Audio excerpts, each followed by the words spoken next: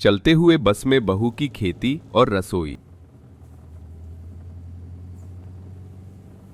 गांव की सूखी फटी हुई धरती पर रोहन हताश बैठा था। उसकी आंखें आसमान में बादलों का एक टुकड़ा ढूंढ रही थी, लेकिन वहां सिर्फ तपता सूरज था। लगातार 3 साल के सूखे ने उसकी हरी भरी दुनिया को वीराने में बदल दिया था। कब तक इस बंजर को ताकते रहोगे? ताकने से पानी नहीं बरसेगा रोहन। जा पंडित से पूछ, कोई पूजा पाठ करवा। पुरखों की जमीन है, ऐसे बंजर नहीं छोड़ सकते। क्या करूं माँ, जमीन की कोख ही सूख गई है। बाप दादा की इस निशानी को बंजर होते नहीं देख सकता। जमीन कभी बांझ नहीं होती रोहन, बस प्यासी है। देखो, मैंने तो अभी भी इससे इतना छीन लिया कि आज चुन्नी की चटनी बन जाए। वो तुम्हारी हिम्मत है मीरा, मेरी तो ये पुरानी बस चला चला कर घिस गई है। डीजल का खर्चा भी नहीं निकलता। उस शाम जब रोहन अपनी पुरानी बस की धुलाई कर रहा था, वह सफेद कुर्ते पजामे में सूरजमल आया। उसकी मुस्कान उसकी आंखों से ज्यादा चिकनी थी। अरे रोहन भाई, कब तक इस खटारा बस से गुजारा करोगे और इस बंजर जमीन पर आंसू बहाओगे? मेरे पास एक तरकीब है। कैसी तरकीब ठेकेदार जी? देखो, तुम्हारी आधी जमीन तो वैसे भी किसी काम की नहीं, वो मुझे बेच दो, मैं तुम्हें अच्छे पैसे दूंगा।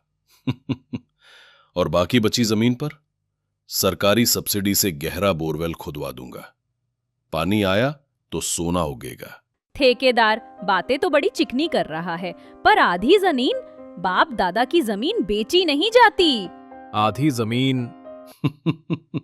अरे माजी, जमीन बेच कहाँ रहा है, ये तो सौदा है। बंजर देकर पानी ला रहा है।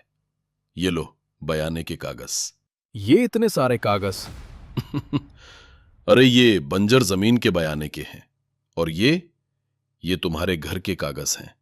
बोरवेल के लोन के लिए गारंटी तो लगेगी ना, बस यहां अंगूठा लगा दो। रोहन रुक जा, कागज परवा तो ले। अरे अम्मा, मुझ पे भरोसा नहीं है। रोहन सोच मत, पानी आ गया तो इसी जमीन पे 2 मंजिला घर खड़ा कर लेना अपनी मां के लिए। घर और खेत बचाने की जल्दी में रोहन ने सूरजमल की बातों पर भरोसा कर लिया। उसने कांपते हाथों से हर उस जगह अंगूठा लगा दिया जहां सूरजमल ने उंगली रखी, ये जाने बिना कि वो अपनी तबाही पर दस्तखत कर रहा है। 3 महीने गुजर गए।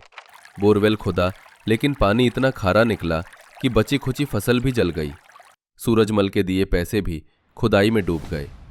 एक सुबह बंसीलाल साहूकार अपने बही खाते के साथ दरवाजे पर आ खड़ा हुआ। रोहन बेटा, बस का कर्ज लिए 1 साल हो गया, 6 महीने से किस्त नहीं आई।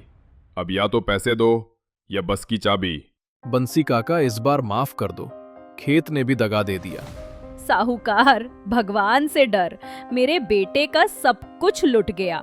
ये घर है, ये गिरवी रख ले, पर उसकी रोजी रोटी बस मत छीन। आप कहो तो ये घर गिरवी रख लो, पर बस मत छीनो, यही एक सहारा है। घर गिरवी रखेगा? ठीक है, मैं तहसील जाकर घर के कागज देखता हूँ। अगर सब ठीक रहा तो घर के बदले तुझे 6 महीने की मोहलत और दे दूंगा। रोहन ने हाँ में सिर हिला दिया और बंसीलाल तहसील की ओर चल पड़ा।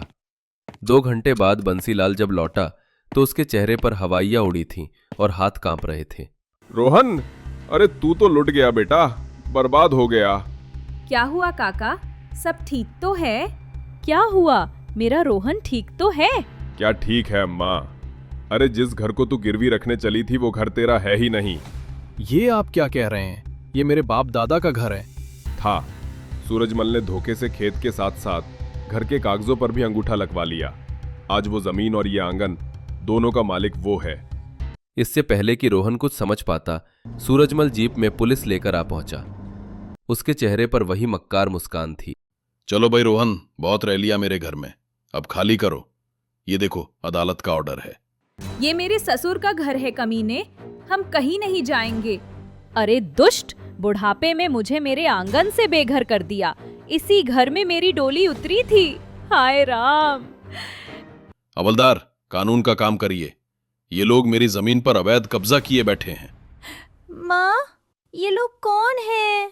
सूरजमल, तूने एक किसान को धोखा दिया, तुझे भगवान माफ नहीं करेगा। भगवान अदालत में नहीं आता बंसीलाल, और अदालत कागज देखती है। चलो बाहर फेंको इनका सामान। पुलिस ने उनका थोड़ा बहुत सामान, 2 बक्से, कुछ बर्तन और बिस्तर उठाकर बाहर फेंक दिया। चुन्नी अपने टूटे हुए खिलौने को सीने से चिपकाए रो रहा था। वे सड़क पर थे। बंसीलाल को अपनी गलती का एहसास हुआ। उसने रोहन के कंधे पर हाथ रखा। बेटा, घर तो मैं नहीं लौटा सकता, पर ये बस, ये ले जा। इसका कर्ज मैं उस पापी सूरजमल से वसूल लूंगा। जा, इसमें बैठकर कोई नया ठिकाना ढूंढ। रोहन, मीरा, सरला और चुन्नी उस नीली बस में सवार हुए। इस बार वे भाड़े पर नहीं बल्कि बेघर होकर जा रहे थे। पहली रात हाईवे के किनारे एक पीपल के पेड़ के नीचे गुजरी। बस के अंदर लोहे की सीटों पर वे सो न सके। रोहन 2 दिन तक चुपचाप बस चलाता रहा। एक शहर से दूसरे शहर भटकता रहा। बस में डीजल भी खत्म होने को था। माँ, हम अपने घर कब चलेंगे? बस बेटा, बस थोड़ी देर और। कहाँ का घर? अब यही खटारा हमारा घर है। करम फूट गए मेरे तो। तीसरे दिन की शाम जब रोहन एक ढाबे पर पानी पीने के लिए रुका तो मीरा ने अपनी चुप्पी तोड़ी। कब तक ऐसे भागते रहोगे? क्या करूं, कहाँ जाऊं? कहीं नहीं। तुम्हारे पास ये बस है और मेरे हाथों में हुनर। हम इसी बस में अपनी रसोई शुरू करेंगे। हम बस वाला ढाबा खोलेंगे। बस में? मीरा, तू पागल हो गई है? ये बस है, घर नहीं। बहू, दिमाग ठिकाने पर है? इस लोहे के डिब्बे में रसोई? लोग हंसेंगे हम पर। हंसने दीजिए माँ जी। क्या हम फुटपाथ पर भीख मांगेंगे? नहीं, मैं अपने बेटे को मेहनत की रोटी खिलाऊंगी। मीरा की आवाज में एक ऐसी हिम्मत थी जिसने रोहन के अंदर भी जान फूंक दी। वो किसान के साथ साथ एक मैकेनिक भी था। अगले 1 हफ्ते तक उसने दिन रात एक कर दिया। ये लो, बीच की सारी सीटें उखाड़ दी। यहाँ तुम्हारा चूल्हा और बर्तन आ जाएंगे। और हम सोएंगे कहाँ? छत पर। मैंने जुगाड़ से छत पर एक छोटा कमरा खड़ा कर दिया है। ये देखो, अंदर से फोल्डिंग सीढ़ी भी लगा दी है। हे भगवान, अब इस बुढ़ापे में मुझे सीढ़ियाँ चढ़नी पड़ेंगी। हाय मेरी कमर। 1 हफ्ते बाद बस का रूप बदल चुका था। नीचे एक चलती फिरती रसोई थी और ऊपर एक छोटा सा आशियाना। रोहन ने अपने हाथ से पेंट किया, मीरा की रसोई, बस वाला ढाबा। चलो चुन्नी, आज दाल रोटी खाते हैं। ये हमारा नया घर है। उन्होंने बस को एक व्यस्त हाईवे जंक्शन पर खड़ा कर दिया। मीरा की दाल रोटी में उसकी मेहनत और जमीन का स्वाद था। ट्रक ड्राइवरों को खाना पसंद आया। अरे वाह भाभी जी, क्या स्वाद है। लगता है गांव की रसोई में बैठे हैं। गांव से ही तो लाई हूँ भाई साहब। ये मसाले मेरी माँ के हाथ के हैं। स्वाद कहाँ से आएगा बेटा? वो चौका चूल्हा तो सब वो पापी लूट ले गया। ये तो बहू का हुनर है जो लोहे में भी महक ले आई। काम चल पड़ा। दिन के 100-200 रुपए बनने लगे। लेकिन एक रात हिसाब करते हुए मीरा फिर परेशान हो गई। रोहन, कमाई तो है पर बचत नहीं। क्यों? सब तो ठीक चल रहा है। सब्जियां, मंडी में सब्जियां कितनी महंगी हैं। आधा पैसा तो टमाटर और धनिया खरीदने में ही चला जाता है। अब हम क्या करें? सब्जी उगा तो सकते नहीं। मीरा कई दिनों तक परेशान रही। वो रात को जब छत पर बने अपने कमरे में सोने जाती तो बस की खाली पड़ी छत को घूरती रहती। एक सुबह उसकी नजर पास के कूड़ेदान पर पड़ी, जहां लोग पुराने टायर और प्लास्टिक की टूटी बाल्टियां फेंक गए थे। रोहन, रोहन जल्दी उठो। क्या हुआ? सुबह तो होने दे। मुझे बहुत सारी मिट्टी चाहिए और ये सारे पुराने टायर और बक्से। अरे सुबह सुबह क्या आफत ले आई? मिट्टी? टायरों का क्या अचार डालेगी? अचार नहीं माँ जी, खेत लगाऊंगी। अगर हम खेत तक नहीं जा सकते तो खेत हमारे पास आएगा। टायर? मिट्टी? बस की छत पर? मीरा, क्या करोगी? हम अपनी सब्जियां खुद उगाएंगे इस बस की छत पर। गई भैंस पानी में। ये बहू तो सठिया गई है। बस की छत पे खेती, कलयुग है। लेकिन रोहन ने मीरा की आंखों में वही जिद देखी जो उसने जमीन पर देखी थी। वो समझ गया। वे पास की नदी के किनारे से उपजाऊ काली मिट्टी ले आए। माँ जी, आप ये पुराने टायर एक लाइन में रख दो। रोहन, तुम इन बक्सों में मिट्टी भरो। हे भगवान, जिस उम्र में औरतें पोतों को खिलाती हैं, उस उम्र में मैं बस की छत पर टायर घसीट रही हूँ। बहू, इसमें उगेगा क्या? सब उगेगा माँ जी।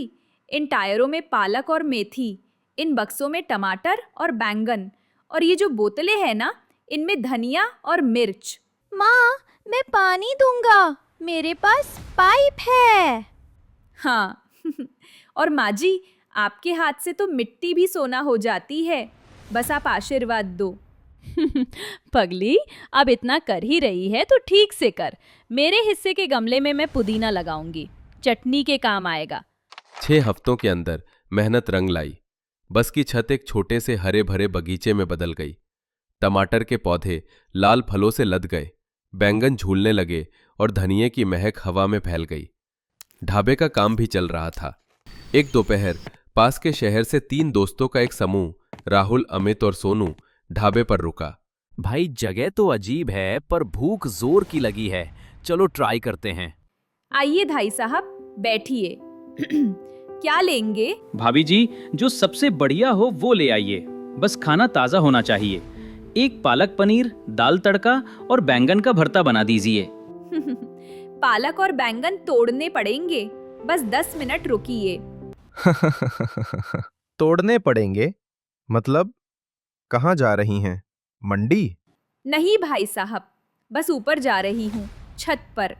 मीरा सीढ़ियों से ऊपर चली गई। तीनों दोस्त एक दूसरे को हैरानी से देखने लगे। ये क्या मजाक था, छत पर? मजाक नहीं बेटा, बहू सच कह रही है। वो देखो, आ भी गई। मीरा टोकरी में ताजे चमकीले बैंगन, हरा पालक और धनिया लेकर नीचे उतरी। ग्राहकों की आंखें फटी रह गईं। अरे, ये सब्जियां अभी तोड़ी हैं, सच में? भाभी जी, हम तो समझे आप मजाक कर रही थी। ये सब्जियां आप लाती कहाँ से हो? जी भाई साहब, कहीं से लाते नहीं, उगाते हैं। हमने अपनी बस की छत पर ही छोटी सी खेती कर रखी है। क्या? बस की छत पर? हमें भी दिखाओगी? चुन्नी, जा बेटा, भाई साहब लोगों को ऊपर ले जा और दादी से कहना इनके लिए पुदीना तोड़ दें, लस्सी में डालेंगे। तीनों दोस्त हैरान परेशान होकर चुन्नी के पीछे पीछे सीढ़ी चढ़कर ऊपर गए। जो उन्होंने देखा उस पर उन्हें यकीन नहीं हुआ। राहुल, ये तो कमाल है, यहाँ तो पूरा खेत है, टमाटर, मिर्च, पालक, सब कुछ। बहन जी, मान गए आपको। हम शहर में गमले में एक पौधा नहीं उगा पाते और आपने चलती बस पर बगीचा बना दिया। ये लो, अब ताजे पुदीने की लस्सी पियो। मेरी बहू मिट्टी में से सोना उगाने का हुनर जानती है। ले, अब ताजा खाना खा। उस दिन के बाद मीरा की रसोई सिर्फ खाने के लिए नहीं, बल्कि इस अजूबे को देखने के लिए मशहूर हो गई। एक दिन एक कार रुकी। उसमें से एक आदमी उतरा जिसके हाथ में कैमरा था। वो एक मशहूर फूड ब्लॉगर था। नमस्ते, मैंने फॉर्म ऑन व्हील्स, पहियों पर खेत के बारे में बहुत सुना है।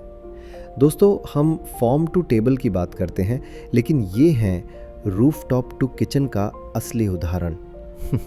मीरा जी खुद अपनी छत से ताज़े टमाटर तोड़ रही हैं और अब यही टमाटर 5 मिनट में मेरी प्लेट में होंगे। इससे ताज़ा खाना आपको किसी 5 सितारा होटल में नहीं मिल सकता। और ये पालक देखो, ऐसा ताजा पालक पूरी मंडी में नहीं मिलेगा। वो वीडियो वायरल हो गया। मीरा की रसोई पर गाड़ियों की लाइन लगने लगी। रोहन ने 2 लड़कों को काम पर रख लिया। वे अब दिन के 2000 बचाने लगे। 2 साल गुजर गए। एक सुबह रोहन और मीरा उसी हाईवे से थोड़ी दूर एक जमीन के टुकड़े पर खड़े थे। जमीन हरी थी, उपजाऊ थी। मीरा, अपनी आंखें बंद करो। रोहन, ये क्या बचपना है, ढाबे पर काम है। अरे करने दे जो कर रहा है, आज बड़ा खुश लग रहा है। बस 1 मिनट। अब खोलो। मीरा ने आंखें खोली।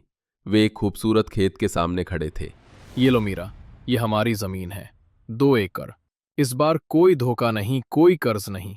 तुम्हारी मेहनत से तुम्हारे बस वाले खेत से खरीदी है। हमारी जमीन। भगवान ने हमारी सुन ली। बहू, तूने तो हमारा खोया हुआ मान लौटा दिया। जीती रहे।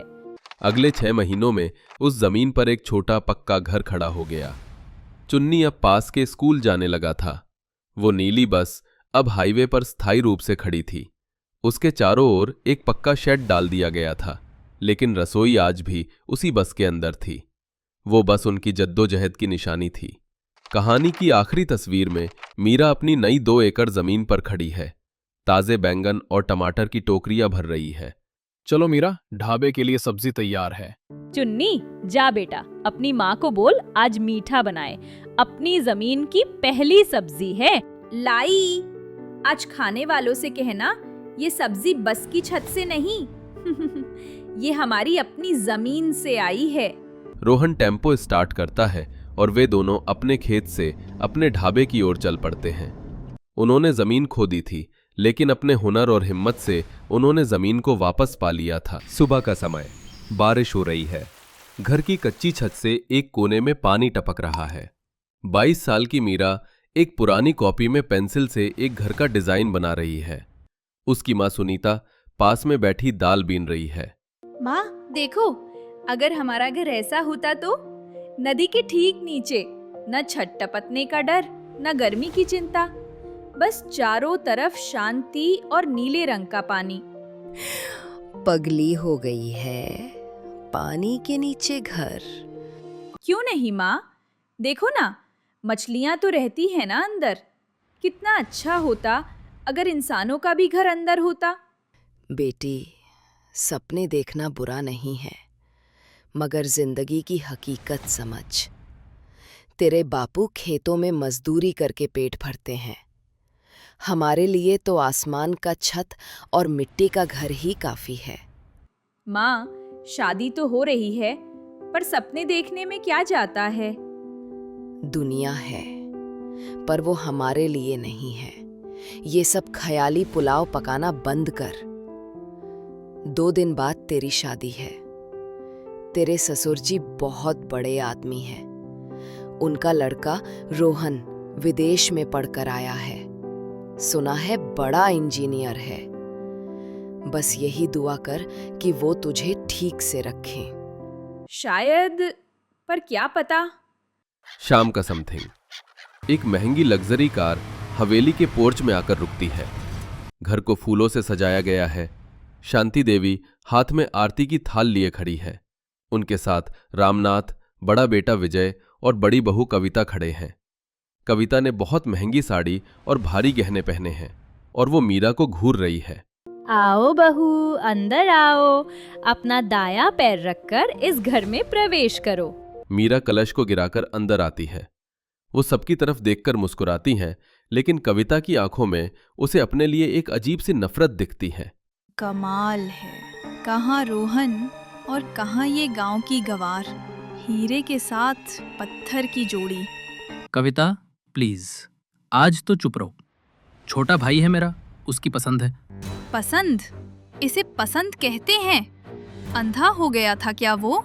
बेटी, इस घर को अपना ही समझना। कोई तकलीफ हो तो मुझे बताना। कविता, बड़ी बहू होने के नाते तुम मीरा को उसका कमरा दिखा दो। बेचारी थक गई होगी। जी माँ जी। आओ देवरानी जी, आपका खास कमरा दिखा दूं। कविता मीरा को लेकर हवेली के अंदर से गुजरती है। मीरा चारों तरफ की नक्काशी और पेंटिंग्स को हैरानी से देख रही है। कविता उसे हवेली के पिछले हिस्से में ले जाती है, जहां एक बड़ा सा लाउंज है, जिसकी पूरी दीवार कांच की है और उससे समुद्र का नजारा दिखता है। कोने में एक प्राइवेट गोल आकार का लिफ्ट है। क्या हुआ, ऐसी आलीशान हवेली पहले कभी देखी नहीं होगी, है ना? देख लो, अच्छे से देख लो। जी, घर बहुत सुंदर है। सुंदर? ये तो बस शुरुआत है। मेरा और विजय का कमरा तो दूसरी मंजिल पर है, सबसे बड़ा वाला। जाहिर है, हम बड़े हैं तो हमें ही मिलेगा। तुम्हारा कमरा वो रोहन ने खुद डिजाइन किया है, थोड़ा अलग है। ये तो समुद्र है। हाँ, यही तो रोना है। तुम्हारा कमरा यहाँ नीचे है। रोहन ने पूरा पैसा पानी में बहा दिया। खैर, क्या कर सकते हैं। मुझे तो देखो, ऊपर ताज़ा हवा में रहती हूँ। यहाँ तो अजीब सी नमी है। चलो जाओ, ये लिफ्ट तुम्हें नीचे ले जाएगी। कविता उसे लिफ्ट के पास छोड़कर चली जाती है। तभी रोहन पीछे से आता है। तैयार हो अपने सरप्राइज के लिए? रोहन जी, आप? मैं डर गई थी। ये लिफ्ट कहाँ जाती है? भाभी जी कुछ अजीब सा कह रही थी। भाभी को छोड़ो, तुम बस आंखें बंद करो और मुझ पर भरोसा रखो। रोहन मीरा का हाथ पकड़कर उसे लिफ्ट में ले जाता है। वो एक बटन दबाता है, लिफ्ट नीचे जाना शुरू कर देती है। लिफ्ट की दीवारें कांच की हो जाती हैं। मीरा आंखें खोलती है और चीख पड़ती है। लिफ्ट एक सुरंग से गुजर रही है जिसके चारों तरफ पानी, रंग बिरंगी मछलियां और कोरल रीफ हैं। मीरा डर और आश्चर्य से रोहन का हाथ कसकर पकड़ लेती है। हे भगवान, पानी! हम पानी के अंदर जा रहे हैं। रोहन जी, ये क्या है? हम डूब जाएंगे। डरो मत, तुम सुरक्षित हो। ये स्पेशल टाइटेनियम ग्लास है, बाहर का एक कतरा भी अंदर नहीं आ सकता। पर ये सब? ये मेरा पैशन प्रोजेक्ट है मीरा, और अब ये हमारा घर है। लिफ्ट एक शानदार बड़े से लिविंग रूम में खुलती है। ये एक पूरा अपार्टमेंट है। बेडरूम, किचन, लिविंग एरिया सब पानी के नीचे। दीवारें कांच की हैं जिससे समुद्र का 360 डिग्री व्यू मिलता है। रोहन जी, ये तो तुम्हारे सपनों का घर है ना? आपको कैसे पता? मैंने तुम्हारी वो ड्राइंग बुक देखी थी जब मैं तुम्हारे गांव आया था। तुमने उसे अपने तकिए के नीचे छुपा रखा था। तभी तय कर लिया था कि तुम्हें यही तोहफा दूंगा। मुझे यकीन नहीं हो रहा। माँ कहती थी ये सब ख्याली पुलाव है। अब ये हकीकत है मीरा, ये हमारी दुनिया है, सिर्फ हमारी। मीरा खुशी से रोहन के गले लग जाती है। रात का समय, कविता गुस्से में कमरे में टहल रही है। उसका कमरा भी बहुत आलीशान है, लेकिन वो नॉर्मल है। विजय लैपटॉप पर कुछ काम करने की कोशिश कर रहा है। देखा आपने, उस 2 कौड़ी की लड़की को कहाँ बिठा दिया रोहन ने। पूरा एक्वेरियम दे दिया उसे रहने के लिए, और हम इस हवेली के ऊपर वाले कमरे में सड़ रहे हैं। कविता, सड़ नहीं रहे हैं। ये इस हवेली का मास्टर बेडरूम है, लाखों का इंटीरियर है। Master bedroom? ये मिट्टी का बेडरूम है। उसके पास कांच का महल है, पूरा समुद्र है उसके बेडरूम में। मैंने आज तक ऐसा कुछ नहीं देखा। और वैसे भी मुझे पानी से डर लगता है। मैं वैसे भी उस कांच के डिब्बे में नहीं रह सकता। आपको नहीं रहना, मत रहो, मुझे रहना है। मैं इस घर की बड़ी बहू हूँ, इस घर में 10 साल से हूँ। उस अंडर वाटर पैलेस पर मेरा हक था। रोहन ने मुझसे पूछा तक नहीं। वो उसका बनाया हुआ प्रोजेक्ट है, वो जिसे चाहे दे। उसने अपनी कंपनी के पैसों से बनाया है, पापा के नहीं। तो यही दिक्कत है, आप कमाते नहीं हो, आप अपने छोटे भाई से कम हो। इसीलिए आज आपकी बीवी को ऊपर और उस गवार को नीचे का राज मिल गया। बस करो कविता, मेरी कमाई कम नहीं है। मैं इस कंपनी का फाइनेंस हेड हूँ। आप हेड हैं, वो मालिक है, यही फर्क है, और ये फर्क मुझे बर्दाश्त नहीं। तुम चाहती क्या हो? मुझे वो घर चाहिए, या वो लड़की उस घर में नहीं रहनी चाहिए। मैं उसे बर्दाश्त नहीं करूंगी। उस मीरा को मैं उस पानी के महल में एक दिन भी चैन से रहने नहीं दूंगी। ये मेरा वादा है। अगली सुबह मीरा की पहली रसोई है। वो अपने हाईटेक किचन में सादा खाना बनाने में जुटी है। कविता लिफ्ट से बाहर आती है और चारों तरफ घृणा से देखती है। वाह देवरानी जी, वाह! किचन तो ऐसा है जैसे किसी स्पेसशिप में आ गई हूँ। सब कुछ टच स्क्रीन। जी नमस्ते। और तुम बना क्या रही हो? हलवा पूड़ी। सीरियसली? इतनी हाईटेक जगह पर इतना देहाती खाना? जी, मुझे यही अच्छे से बनाना आता है। माँ जी ने कहा था कुछ मीठा बना देना। यहाँ सब ऑटोमेटिक है, तुम्हें बस बटन दबाना था। शेफ मोड ऑन करती तो दुनिया की कोई भी डिश बन जाती, पर तुमने इसे भी अपनी तरह मैनुअल बना दिया। खैर, तुमसे इतनी ही उम्मीद थी। चलो, सब ऊपर तुम्हारा ही इंतजार कर रहे हैं। डाइनिंग टेबल पर सब खाना खा रहे हैं। रामानाथ और रोहन को खाना बहुत पसंद आता है। वाह बेटी, बहुत स्वाद है तुम्हारे हाथ में। बिल्कुल सादा और स्वादिष्ट। सालों बाद ऐसा खाना खाया। मैंने कहा था ना, तुम जो भी बनाओगी बेस्ट होगा। खाना ठीक है, अच्छा बनाया है। कविता एक पूड़ी तोड़ती है और मुंह बनाती है उसका चेहरा गुस्से से लाल है। विजय, देखो ना कितना ऑयली है। मीरा का ये सुनकर चेहरा उतर जाता है। देवरानी जी, ये जमीन के ऊपर का खाना है, यहाँ पच जाता है, लेकिन आप तो पानी के नीचे रहती हैं। इतना तेल मसाला आपकी मछलियों जैसे नाजुक पेट को सूट नहीं करेगा। भाभी प्लीज प्लीज, खाना बहुत अच्छा है। अरे, मैं तो बस चिंता कर रही थी। आखिर वो अब उस घर में अकेली रहती है, कुछ हो गया तो? मेरा मतलब है, इतनी महंगी जगह है, उसका ख्याल रखना भी तो आना चाहिए। अगर सिस्टम हैंडल नहीं कर पाई तो? 1 हफ्ता बीत चुका है। रोहन एक जरूरी बिजनेस ट्रिप के लिए दुबई गया है। मीरा अपने अंडर वाटर कमरे में अकेली है। ऊपर कविता हवेली के बेसमेंट में बने कंट्रोल रूम में जाती है। बहुत शौक है ना तुझे मछलियों के साथ रहने का? आज मैं तुझे असली मछली बनाती हूँ। देखती हूँ बिना हवा के कैसे रहती है तू उस कांच के पिंजरे में। कविता ऑक्सीजन सप्लाई वाले पैनल को देखती है। वो मेन एयर प्यूरिफायर का बटन दबाकर उसे मैनुअल पर सेट करती है और फिर उसे ऑफ कर देती है। अचानक कमरे में एक धीमी बीप बीप की आवाज शुरू हो जाती है। लाल बत्तियां जलने लगती हैं। चेतावनी, चेतावनी, ऑक्सीजन का स्तर गिर रहा है। एयर प्यूरिफायर सिस्टम ने काम करना बंद कर दिया है। कृपया तुरंत ऊपर की ओर जाएं। हे भगवान, ये क्या हो गया? मीरा खांसने लगती है। उसे सांस लेने में तकलीफ होने लगती है। वो इंटरकॉम की तरफ भागती है। जीजी, कविता जीजी, प्लीज मेरी मदद कीजिए। यहाँ सांस नहीं आ रही है, अलार्म बज रहा है। ऊपर हवेली में कविता इंटरकॉम के पास खड़ी मुस्कुरा रही है। क्या हुआ देवरानी जी? आवाज साफ नहीं आ रही। शायद सिग्नल टूट रहा है। तुम एक काम करो, लिफ्ट से ऊपर आ जाओ। मैंने कहा था ना, ये पानी वाली जगहें भरोसे के लायक नहीं होती। लिफ्ट काम नहीं कर रही। शायद पावर। कविता ने ऑक्सीजन के साथ साथ लिफ्ट का इमरजेंसी पावर भी बंद कर दिया था। ओह, ये तो बहुत बुरा हुआ। अब मैं क्या करूं?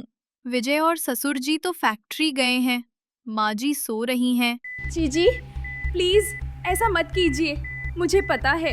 एक काम करो, तुम मदद के लिए आवाज लगाओ। शायद बाहर की मछलियां सुन ले।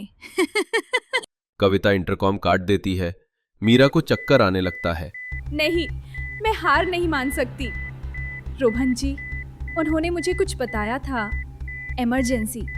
उन्होंने कहा था अगर एआई फेल हो जाए तो सब कुछ मैनुअल होता है। मीरा अपनी सारी हिम्मत जुटाकर उस कमरे की तरफ भागती है जहां लाइफ सपोर्ट का मैनुअल पैनल लगा था। ये एक छोटा सा स्टोर रूम था। मीरा पैनल खोलती है। उसे रोहन की बातें याद आती हैं। और ये मीरा, ये लाल वाला वॉल्व है, ये इमरजेंसी ऑक्सीजन रिजर्व है। अगर प्यूरिफायर कभी बंद हो जाए तो इसे बाईं तरफ घुमा देना। ये 2 घंटे का बैकअप देगा। मीरा अपनी पूरी ताकत से उस लाल वॉल्व को घुमाने की कोशिश करती है। वो जाम हो गया है। नहीं, घूमो प्लीज। उसी वक्त ऊपर कंट्रोल रूम में कविता देख रही है कि रिजर्व वॉल्व एक्टिवेट होने की कोशिश कर रहा है। ऐसे कैसे? तुझे तो आज मरना होगा। कविता रिजर्व वॉल्व को लॉक करने का बटन दबा देती है। नीचे मीरा के पैनल पर लॉक की बत्ती जल जाती है। मीरा की हिम्मत जवाब दे जाती है। वो जमीन पर गिर पड़ती है। उसकी आंखें बंद होने लगती हैं। जैसे ही मीरा बेहोश होने वाली होती है, कंट्रोल रूम का दरवाजा जोर से खुलता है। विजय और शांति देवी अंदर आते हैं। कविता, ये क्या कर रही है तू? माँ जी, आप? मैं तो बस सिस्टम चेक कर रही थी, कुछ खराबी आ गई थी। तुमने लाइफ सपोर्ट बंद कर दिया है। वो जल्दी से सब कुछ ऑटो पर रीसेट करता है। बेशरम औरत, मैं सो नहीं रही थी, मैं इंटरकॉम पर सब सुन रही थी। तू अपनी देवरानी की जान लेना चाहती है? मीरा? विजय जल्दी से लिफ्ट का पावर ऑन करता है और नीचे भागता है। ऑक्सीजन सिस्टम के चालू होते ही ताजी हवा अंदर आती है। विजय लिफ्ट से बाहर निकलकर मीरा की तरफ दौड़ता है। वो जमीन पर बेहोश पड़ी है। मीरा आंखें खोलो। मीरा धीरे धीरे आंखें खोलती है और जोर जोर से खांसने लगती है। अगली सुबह पूरा परिवार हॉल में बैठा है। रोहन अपनी ट्रिप कैंसिल करके वापस आ गया है। वो गुस्से में है। मीरा सहमी हुई सोफे पर बैठी है। कविता एक कोने में खड़ी रो रही है। कविता बहू, हमें आपसे ये उम्मीद नहीं थी। उम्मीद नहीं थी? पापा, ये उम्मीद का मामला नहीं है, ये अटेम्प्ट टू मर्डर है। आपकी बड़ी बहू ने मेरी बीवी को मारने की कोशिश की। नहीं रोहन, मेरा वो मतलब नहीं था। मैं बस उसे डराना चाहती थी। डराना चाहती थी? ऑक्सीजन बंद करके? मैं चाहती थी कि वो डर के मारे वो घर छोड़ दे। पर क्यों जीजी? मैंने आपका क्या बिगाड़ा था? बिगाड़ा था? तुमने सब बिगाड़ा था। मैं इस घर में 10 साल से हूँ। मैं बड़ी बहू हूँ। इस घर की हर अच्छी चीज पर पहला हक मेरा होना चाहिए था, लेकिन नहीं, तुम आई और सब कुछ तुम्हें मिल गया। कविता, बकवास बंद करो। क्यों करूं बंद? आप ही की वजह से हुआ ये सब। आप रोहन जितने कामयाब क्यों नहीं है? आप क्यों नहीं बना सके मेरे लिए ऐसा घर? मैं सालों से आपसे कहती रही कि मुझे कुछ यूनिक चाहिए, कुछ खास चाहिए। मैंने तुम्हें ये मास्टर बेडरूम दिया। ये ऊपर वाला कमरा? मुझे वो नीचे वाला घर चाहिए था। मुझे हमेशा से पानी के नीचे रहने का सपना था, लेकिन वो सपना भी इस गरीब ने मुझसे छीन लिया। पूरे हॉल में सन्नाटा छा जाता है। सब कविता को देखते रह जाते हैं। मीरा धीरे से उठती है। वो रोती हुई कविता के पास जाती है और उसके कंधे पर हाथ रखती है। जीजी, दूर रहो मुझसे। मुझे तरस मत दिखाओ, मारो मुझे। आपको सच में वो घर इतना पसंद है? कविता कोई जवाब नहीं देती, बस रोती रहती है। रोहन जी, हमारे उस अंडर वाटर स्वीट में कुल कितने कमरे हैं? मीरा, क्या मतलब? 3 बेडरूम है, एक लिविंग रूम और एक किचन है, पर तुम... जीजी, हमारा कमरा तो बस एक ही है। बाकी 2 कमरे तो खाली पड़े हैं। एक कमरा गेस्ट के लिए है और दूसरा, वो तो और भी सुंदर है। वहां से कोरल रीफ का बहुत सुंदर नजारा दिखता है। कविता रोना बंद करके हैरानी से मीरा को देखती है। बाकी सब भी चौंक जाते हैं। अगर आपको वो घर इतना ही पसंद है, तो आप और विजय भैया उस दूसरे बेडरूम में क्यों नहीं शिफ्ट हो जाते? क्या? हम सब साथ रहेंगे।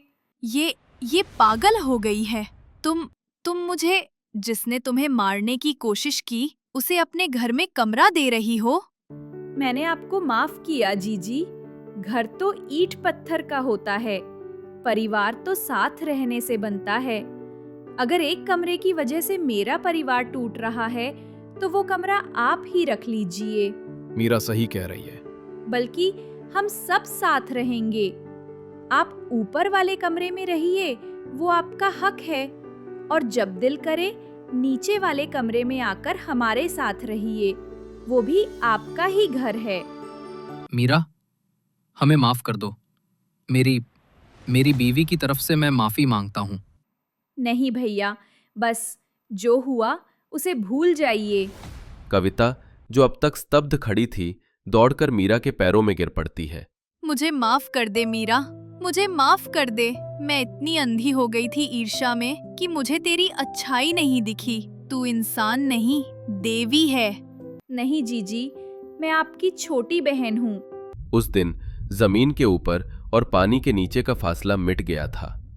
मीरा ने न सिर्फ एक अंडर वाटर घर में गृह प्रवेश किया था, बल्कि अपनी जेठानी के नफरत भरे दिल में भी प्यार से अपनी जगह बना ली